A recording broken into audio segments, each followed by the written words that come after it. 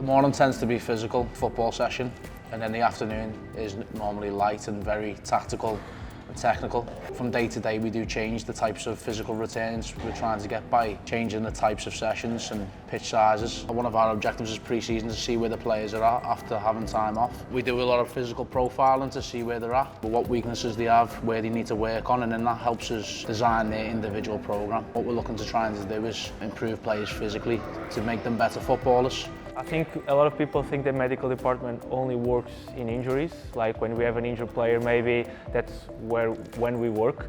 But I think we spend most of the time trying to prevent injuries and try to work with players that, for example, we have now 5 players in the medical department. They're not injured. They are stiff, they are tired from all the work they've been done, and then of course there is compensation, there is adaptations with all this work.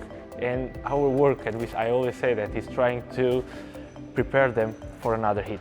So in training they need to work some tactical components, and that makes them, they need to run, they need to kick a ball, they need to jump, they need to brake, acceleration, and that is high demanding, especially after a big off-season period and also in these conditions.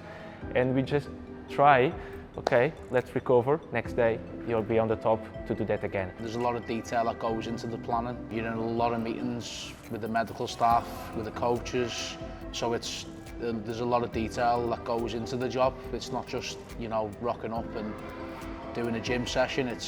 There's a lot of individual bits, that detail that you have to go through with the coaches, with the medical staff and with the players as well. So yeah, there's a lot of planning that goes into it. When the players are in the middle of the season, they can cope better with intensity, because this is a process. That's why we train. So we train to adapt, create an inflammation in your body, we adapt to become stronger, and then we can cope with more load, with more stress.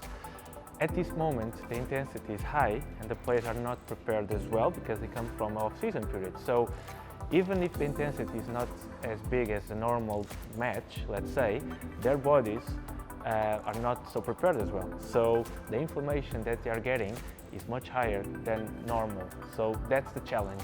The medical department works, of course, with the managers to have the best of the players.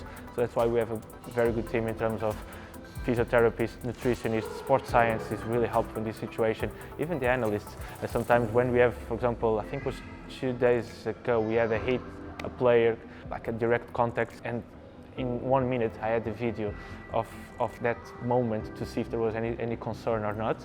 So this teamwork is brilliant.